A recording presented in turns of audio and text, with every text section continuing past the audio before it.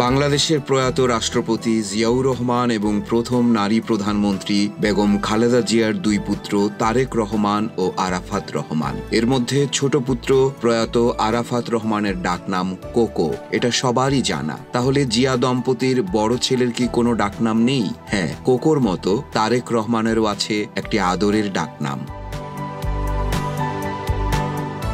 1981 সালের 30 মে রাষ্ট্রপতি জিয়াউর রহমানকে যখন হত্যা করা হয় তখন তারেক রহমানের বয়স ছিল 14 বছর আর আরাফাত রহমানের 12 বছর। তারেক রহমানের জন্ম 1967 সালের 20 নভেম্বর। বর্তমানে তিনি বাংলাদেশ জাতীয়তাবাদী দলের ভারপ্রাপ্ত চেয়ারম্যান। তারেক রহমান ছাড়াও তিনি তারেক জিয়া নামে পরিচিত, যার নামের শেষাংশটি এসেছে পিতা জিয়াউর রহমানের নাম থেকে।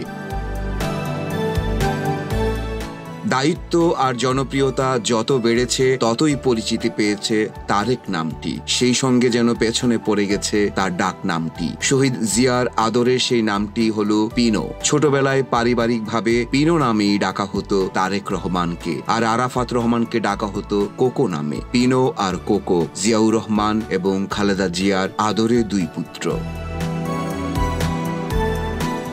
তারেক রহমান ঢাকার BF Shaheen college, saint Joseph school হয়ে Dhaka residential model school and college থেকে SSC পাশ করেন। পরে আদমজী ক্যান্টনমেন্ট কলেজ থেকে উচ্চ মাধ্যমিক শেষ করে 1984 সালে ঢাকা বিশ্ববিদ্যালয়ে প্রথমে আইন বিভাগে ও পরে আন্তর্জাতিক সম্পর্ক বিভাগে ভর্তি হন। পরবর্তীকালে তিনি বস্ত্রশিল্প ও নৌখাতে ব্যবসা শুরু করেন।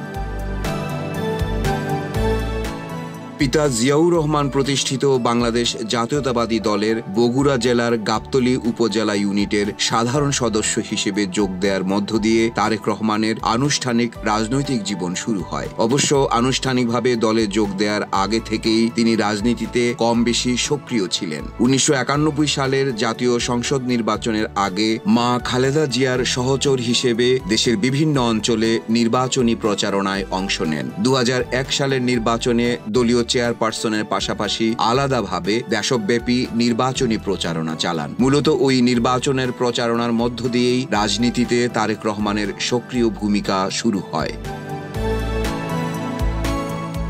2002 সালে তারেক রহমানকে দলের সিনিয়র যুগ্ম মহাসচিব পদে দায়িত্ব দেয় বিএনপির স্থায়ী কমিটি। 2009 সালের 8 ডিসেম্বর ঢাকায় অনুষ্ঠিত বিএনপির 5ম জাতীয় কাউন্সিলে Tarique Rahman senior vice chairman নির্বাচিত হন। 2018 সালের 8 ফেব্রুয়ারি আওয়ামী লীগ সরকার বেগম খালেদা জিয়াকে কারাগারে পাঠায়। ওই দিনই তারেক রহমানকে বিএনপির ভারপ্রাপ্ত চেয়ারম্যান করা হয়।